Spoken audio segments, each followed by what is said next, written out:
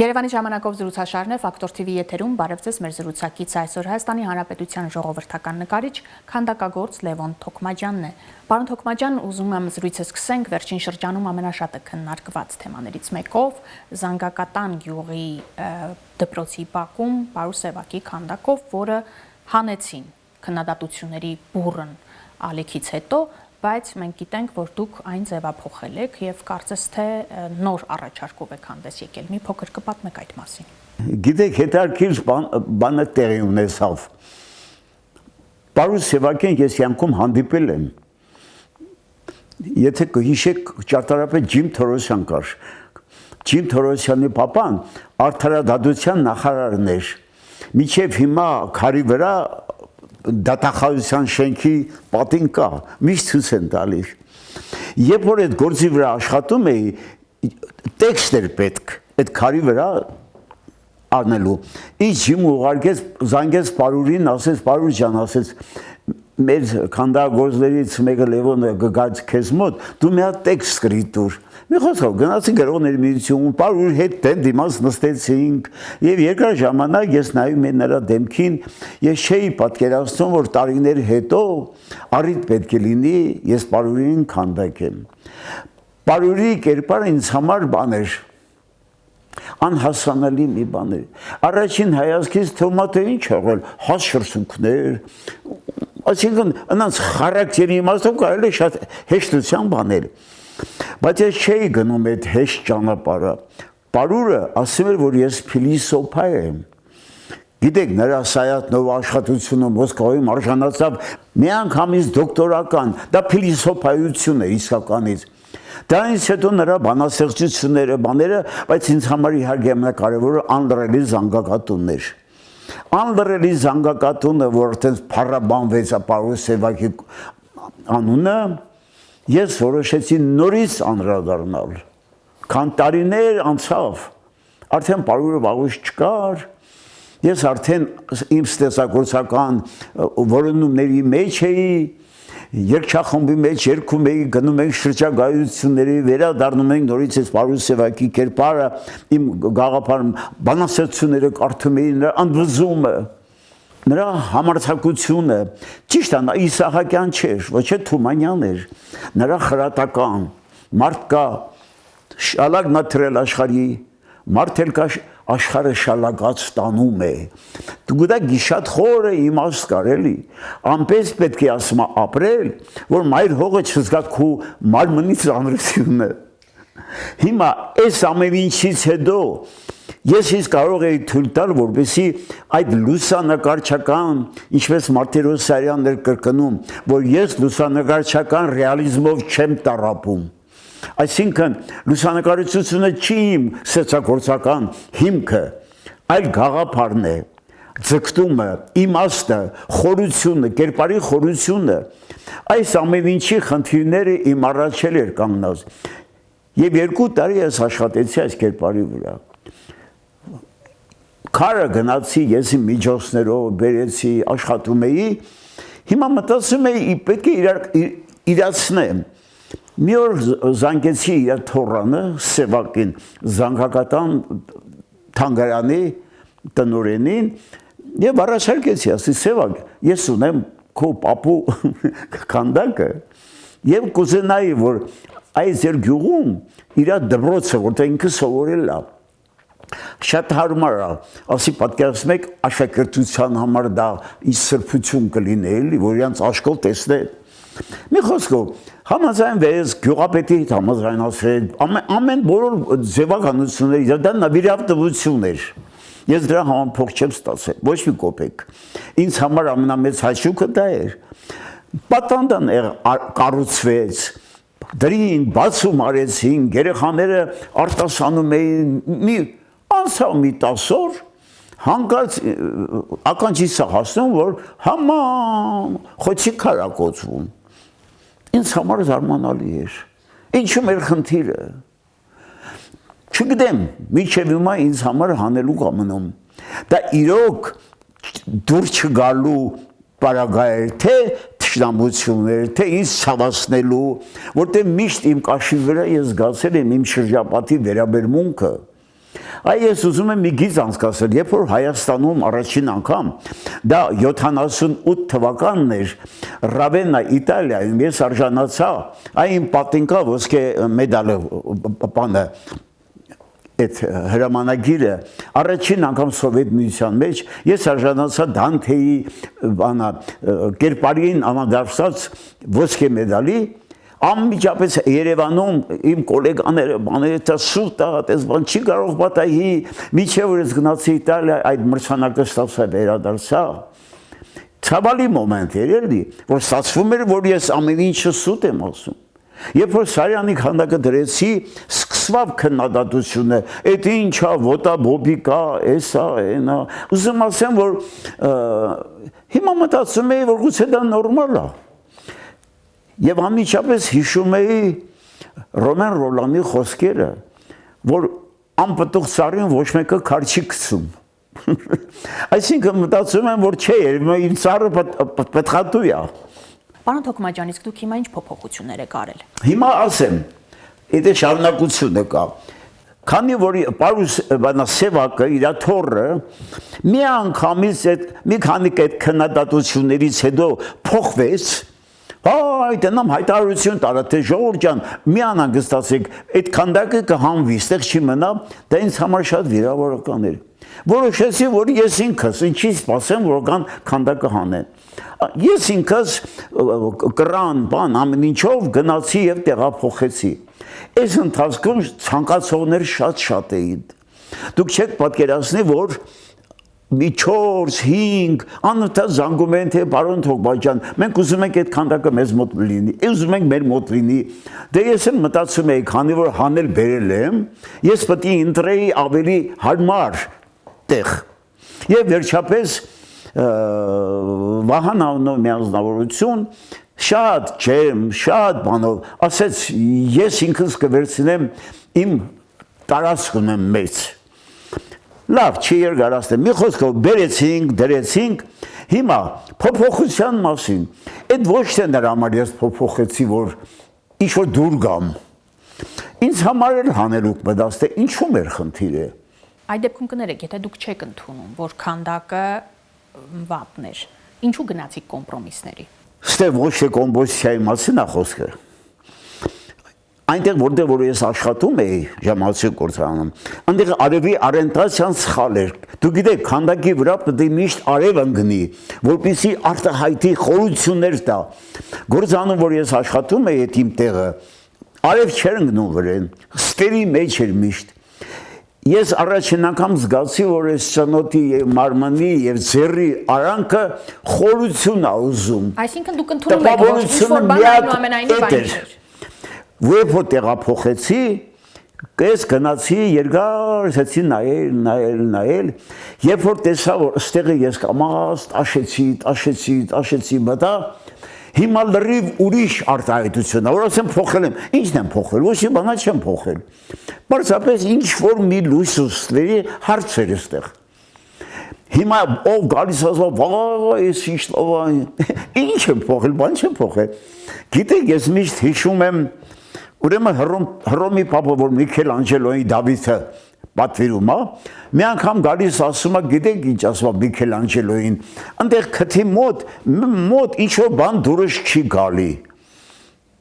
Այս Միքելանջելոն նայում է, դե Պապն է ասել Հռոմի Պապը կարա չանի։ Այնտեղ կամաց մի բուր բանա փոշի է վերցնում մարմարի բարձանում է աստիճաներով այդ քթի մոտի փրթե աշխատում է եւ այդ ձեռի տակից այդ մարմարի փոշին բաց է թողում ու իջնում է Հռոմի Պապն ասում է այ հիմա ուղղվեց բայց նա ծեր չէր տվել հասկանում եք ինչ ասել այստեղ հոգեբանական կամ ինչ-որ մի բան կա այդ ոնց եղավ Չէ, այդ ոնց եղավ, որ այդ նույն բանը ես զգացի։ Լավ, ինչևից է։ Հիմա ես ուրախ եմ, որ ես վերջնականապես գտա, որ ես ճիշտ եմ։ Ես գտել եմ իմ Պարուս Սևակին։ Չէ, որ ամեն մի արվեստագետ ունի իր սիրելի կերպարը։ Դուք ասում եք Մարտիրոս Սարյանը, որ այսօր լավագույն քանդակներից է համարվում, այդքան լուսանկարին նման է։ Ուրեմն ես որ աշխատում էի իր տղան Լազար Սարյանը, որը կոնսերվատորիայի ռեկտորն էր, ամեն անգամ մոտովս անցնելով գալիս ասում էր Վարդան Լևոն, այո, քթի մի քիչ սենց անեք լավ կլի, ցանոթը սենց անեք լավ կլի, մի օր ստեղս հասավ։ Ասի Լազար Մարտիրոսյան, ես ձեզ խնդրում եմ, սա արդեն ձեր պապան չի, սա արդեն աշխարհինն է։ Թողեք ես ազատ անեմ։ Անցավ մի երկու օր եկավ ինձ թե ճիշտ ես դու։ Այո, ես որպես պապա չնայեմ։ Այս նույն խնդիրը հիմա պարունն է։ Չէ՞ որ ամեն մի իսկական արվեստագետ իր հոգում փայփայում է ինչ որ կերպարներ, չէ՞, որոնք կարող է իրականության հետ ոչ մի կապ չունենան։ Ի վերջո Սևակի արձանը որտեղ է տեղ գտնելու։ Անդրանիկի փողոցի վրա։ Այսինքն քաղաքապետարանը թույլ է տվել։ Այդ որ համաձայնվել է իր տարածքում դնի, այդ խնդիրներ այլևս ինչ չի հետաքրքրում։ Ասել ես ամեն ինչ պետք է անեմ։ Մասնավոր տարածքը։ Դա նշանակություն չունի։ Դա իր բակը չի։ Բաց ժողովուրդը կողքներ Մոնթե Մելքոյանի դպրոցն է։ Դա ինձ ավելի ոգևորեց։ Ուրեմն ամեն օր որ գնում աշխատում եմ, որ երկրորդին աշակերտությունը նստարաններ, բաներ ադրած գալիս կանգնում են, ես համ աշխատում եմ, զգում եմ, որ ականջիկ կեսին բոլորից երին Պարուս Սևակի գիրքն է։ Բանն ամ կարդում են, արտասանում են, եւ այնքան լավ են ընդունում, այնքան դա ինձ համար արդեն ինձ թվում է, որ ճիշտ լուծման ընթացք է։ Պարոն Թոքմաջյան, օրերս ձեր արվեստանոց էր այցելել Իմ քայլը հիմնադրամի գործադիր տնօրեն Աննա Հակոբյանը, ընդ որում ձեր հրավերով։ Նախ ուզում եմ իմանալ ինչպես անցավ եւ ինչ խոսեցիք, ինչ զրուցեցիք, ինչ քննարկումներ ունեցաք։ Դե գիտեք, ինչ մի տեսակ երևի շատ տարօրինակ ահա, որ վարչապետի կինն եկել է արվեստագետի արվեստանոց։ Ինչ անենք։ Դե արդեն ես միշտ օրինակ եմ բերում Լեոնարդո դա Վինչին Ջոկոնդան նկարելուց տևել է 4 տարի։ Եվ ամեն անգամ, երբ որ Ջոկոնդան եկել նստել նկարել է, դե նախ ասեմ, որ Ջոկոնդան դա իր ազգանունը չի։ Ամուսնու ազգանունն ամուսին եղել է մեծարուստ առևտրական։ Իր անունը եղել է Լիզա։ Տիկին Լիզա։ Տիկին Լիզան միշտ եկել է Լեոնարդոն նկարել է։ Այսինքն այդ կերպարը իրան միշտ բան արել էլի հուզել է։ Ուզում ասեմ, որ արտարոց բան չկա։ Ես երևի մենակ Երևանն է, Հայաստանն է, որ սենց բան արեցի, վայ, տիկին Աննան, ինչ անենք, նորմալ բան է, եկել նստել, ես էլ նկարել եմ։ Իրան դուր եկավ, ես էլ նվիրեցի։ Ինձ թվում է, այստեղ ոչ մի արտարոց բան չկա, չէ։ Կային մարդիկ, որոնք ուզում էին քաղաքական ինչ-որ երանգ տալ։ Նույնիսկ ինձ ժուրնալիստներից մեկն էր գրել, թե դուք Տիկին Բելային նկարել եք Քոչարյանի կնոջ։ Ասի գիտեք իսկ հիմա կարող եմ նկարել, չեմ հիշում։ Բայց դա ինչ հարց է։ Հիմա Բելային չեմ նկարել, Ռիտային եմ նկարել։ Ռիտային չեմ նկարել, Աննային եմ նկարում։ Կամ ասենք, տեսեք ինձ մոտ կանացի, տեսեք եք ամբողջ սպորտետերի շարքը, այսինքն ինձ համար նորմալ է։ Ես կնոջ մի տեսնում կարող եւ տրանսպորտի մեջ տեսնեմ, գալիս եմ հիշողությամբ, նկարում եմ, սա իմ երևակայական, իմ ոգևորությունն է, այնպես որ դրա մեջ ինձ թվում է, թե ոչ մեկը շոու չփնտրի։ Պարոն Թոքմաջյան, այսինքն Աննա Հակոբյանի հետ քաղաքական թեմաներ չեք քննարկել։ Բացարձակապես։ Նա եկել նստել է, շատ բարեհամբույր, սովորական մի կնոջ նման, ոնց որ ես մյուսներին եմ նկարել, իրան էլ նստեցի, նկարեցի, հետաքրքիր բան էր, ես նախորոք ոչ թե նախորոք, այս տարիների ընթացքում ես որ իրան միշտ տեսնում եմ, ինձ գրավում էր իր ժպիտը, անց մի լավ գեղեցիկ ժպիտ ուներ, հիմա դրանից ենքում ես չէի խորանում, որտեղ դա ինձ պետք չէր, ու երբ որ ես իրան ինքը եկավ ինձ մոտ, եղել է երկու կողմանի համաձայնություն, էլի որտեղ շատ-շատերին հետաքրքրում է, հիմա ես եմ իրան կանչել, դե ինքն է եկել, այ քեզ բան։ Հիմա այդ ինչ նշանակություն ունի։ Մեր տեղեկությունները ընդունենք, թե ես հանգուցում եմ հայտնել իրան նկարելու։ Կամ մեկ ուրիշին տեսնում եմ շատ լում է որ տրանսպորտի մեջ մեկը մոտենում է ինձ ճանաչելով թե ես կուզենայի պարոն Թոքմաջյան որ նկար եք էլի Բայց դուք եք չէ հրավիրել Ես հրավիրեցի ինքն էլ չմերժեց Պարոն Թոքմաջյան մի քանի ամսից խորհրդարանական ընտրություններ են Նախընտրական Հայաստանում ձեզ ինչպես եք զգում որտեղ իշխանությունը իր հերթին է քաղաքական տեխնոլոգիաներ կիրառում ընդդիմությունը իր Շատ վատ Գիտեք ինչի վատ Ես որ երբ որ միշտ գնացել եմ շրջագայությունների կամ միշտ հրավիրվել եմ քանդակոծների միջազգային մրցույթների միշտ իմ մեջքին զգացել եմ Այս իսկականից եմ ասում դա բառեր չի հայրենիքը իմ մեջքին էր Ես ունեի Հայաստան իմ մեջքին Այսօր ես կորցրել եմ այդ Հայաստանը Ինչ առումով Հասկանում եք Ժողովուրդը բաժանված է քանի մասի Պարակված իրար դեմ դիմաց Այս ինձ սպանությունը օրեկան մեկը մեկին խփում է մեկը մեկին սպանում է Այս ահուտ բոհի մեջ ես ոչինչ չեմ կարող հասկանալ Ես կուսակցական չեմ Ես արվեստագետ եմ իմ կուսակցությունը ինչպես ասում են ժողովուրդն է եւ սիրվում կանայք Այնպես որ ես ազատ եմ իմ ընտրությունների մեջ բայց չգիտեմ էլի հիմա այս 14-ը խառնվել է իրար Մեկ ինձ ասում են որ ասենք ում կուզեիր որ ընտրեի ճիշտ ասած հիմա դժվարանում եմ էլի Առհասարակ մտավորականների մասին ասում են ըմբոստ է կամ կոնֆորմիստ է ավելի դուք ձեզ որ խմբի մեջ եք դնում Ես էլ մի ասեմ արվեստագետը միշտ եղել է ընդդիմադիր Պատմության մեջ եթե դուք ուշադիր եք Միքելանջելոն Հռոմի պապիցերը կրակ դարեն գելան թողում փախնում էր հետո բռնում բերում էին էլի փախնում էր բռնում բերում էին Լավ Միքելանջելոն շատ հերոյ է գանք ավելի մոտ Ռոդեն համաշխարհային քանդակագործ Ինչ եղավ Նա եկա հսկական բանա Բալզակի քանդակն արեց Բալզակը ազնվական ծագում ունեցող գրող էր էլի ճիշտ է իր գրվածքները բանում էին քննադատականներ ամեն ինչ էին բայց երբ որ եկան չընդունեցին այդ քանդակը նա 2 տարի տանջվեց աշխատեց վերջապես նա գտավ իր Բալզակը Փարիզ որ գնացինք մենք համերգների իմ առաջի խնդիրն էր գնալ Ռոդենի Բալզակը տեսնել Եվ ես ուրախ եմ եւ երջանիկ եմ որ փողոցներից մեկում երբ որ ես տեսա ասֆալտի վրա կանգնացած Ռոդենը գնացեցի փաթաթվա եւ նկարվեցի Ուզում ասեմ որ արվեստագետը պետք է միշտ ուղղամիտ լինի այսինքն ճշմարտության կողմը լինի Դուք այդպեսին եք Ճշմարտության Այո Պարուս Սևակը ինչ էր երբ որ ասում էր որ մարդ կա որ թրել է շալակն աշխարհի մարդ կա որ շալակն է վերցրել աշխարհը այն որ մարդ կա որ թրել է շալակն աշխարհի դա ամենաբարձրն է գոռում որ ես իմ հորն եմ սիրում սուտ է նա իր հորը չի սիրում նա իր փորն է սիրում իր պաշտոնն է սիրում Պարուս Սևակի խոսքերը այսինքն նա ճշմարտություն է ասում սուտի վրա ճշմարտություն ավելացրեք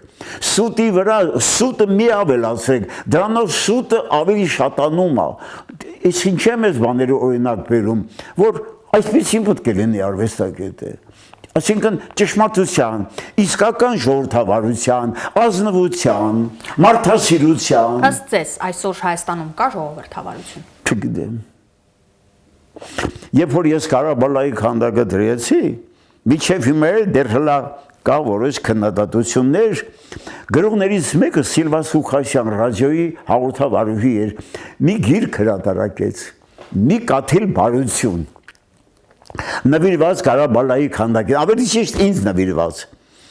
այդտեղ ինչ էր ասում, ասում է մի քննադատեք, Ղարաբաղի ամբողջ էությունը դա բարությունն է եղել, մարդկանց ծաղիկներ ան նվիրել եւ եթե մենք 3 միլիոն բնակչությունից ամեն մեկս կես բարություն, մի կաթիլ բարություն ունենանք, 3 միլիոն ժողովուրդ կլինեն բարի։ Ուզում ասեմ, որ էսենց է եղել, կյանքն է ստենց այսօր էլի, հիմա ժողովրդավարություն ես ուզում եմ հավատամ, բայց հո տեսնում եմ, որ բռնված կալանավորված մարդիկ կան, ինչի համար, ինչա որ ռեպլիկ են թողել, ինչա որ մի ուրիշ խոսք են ասել, չգիտեմ, դա ժողովրդավարություն չի, չէ։ Դուք որպես քաղաքացի այսօր Հայաստանում ձեզ ինչպես եք զգում առհասարակ։ Ինձ մտահոգում է, գիտեք ինչ, ես նոր քիչ առաջ ասեցի, որ մեր աչքի առաջ փոշիանում են շատ արժեքներ, արվեստը, իմ ոգևորությունս նոր ասեցի չէ, իմ ժողովրդի ուրախությունն էր, ոգևորությունը, հայրենիքի սերը, մի երկ կա ռուսական չէ, ինչի՞չ է սկսվում հայրենիքը, չէ, чего начинается родина, քու ասում է տան մոտի քարը, այն ծառը, որ քու փոքր ժամանակ ջրել ես, պատերազմում մասնակցած քու հոր շինելը, նրա հրացանը, այսինքն հայրենիքը դա մասունքներից է ստեղծվել։ Այսօր չգիտեմ, գորությունն է մասունքները, չէ։ Ինչ որ անտեսվում է, ասում են Արարատ սարը մեր տերիտորիայում չի, պետք է անունը չտալ, պետք է եղերնը կասկածանքի տակ դնել, եւ այլ բաներ էլի։ Եվ գտնում եմ, որ նման մոտեցումը արվեստագետին չի ուրախացնում, ինձ չի ուրախացնում։ Եվ ես արդեն ստիպված եմ իմ ամբողջ թեմատիկան փոխեմ այլաբանության անցնեմ, որտեղ իրականությունը արդեն ինձ խեղդում է։ Ես իրականությանը չեմ կարող նայեմ։ Ոնց կարող եմ իրականության նայեմ, որտեղ իրականությունը չեմ լավ, ես չեմ խորանում, խնդրում եմ արի չխորանանք էլի։ Շատ լավ, պարոն Թոքմաջյան, եթե Հայաստանի թեմատիկայով քանդակ անելու լինեիք, ինչ կոնցեպտ այն կունենար։ Ես հիմա մի կոմպոզիցիայի վրա եմ աշխատում։ Ձուլարանում է, որը կոչվում է Արի եղնիկ սարի։ Տես շատ զավեշտական թվա վերնագիրը։ Կնոջ գլխով եղնիկի մարմնով մի քանդակ եմ արել։ Ինչն է ինձ ստիպել, որտեվ ես արդեն սկսել եմ իրականությունից փախնել եւ այլաբանության գիրկն եմ ընկել։ Հիմա եթե ես ուզենայի Հայաստանի մասին անել, տարիներ առաջ Կանադայում Օտտավայում երկու տղաներից էլ քանդակագործներ են, Վահեն հիմա Կանադայում է, Հայկը ստեղ է, համատեղ մենք Օտտավայում մի հուշարձան դրեցինք, որը կոչվում էր Հավերժական Հայաստան։ Այդ հուշարձանի մեջ ես պատկերել եմ դրվագներ, որոնք ամբողջ պատմությունը, հայոց պատմությունը, վերևում Վահագնն է հաղթանակի։ Երբ որ բացման ժամանակ մի տղամարդ մոտեցավ անգլերենով իհարկե, դե ես չգիտեմ անգլերեն, տղայիս ասի ինչ ասում։ Ասեց դուք շատ եք սիրում ձեր ազգին։ Դե ես ասի, այո, հետո իմացա, որ դա Կանադայում թուրքական դեսպանն էր։ Երբ որ նայեց իմ հուշարձանը, զարմացավ, որ այսպես կարելի է Հայաստան ներկայացնել եւ մեծ բաներ գնաց, հոդվածներ գրեց հայոց պատմությունը դարերի խորքից։ Սա է եղել իմ պատմությունը։ Եթե ես հիմա անելու լինեի, ես շատ խորքից գայի։ Չնայած այսօր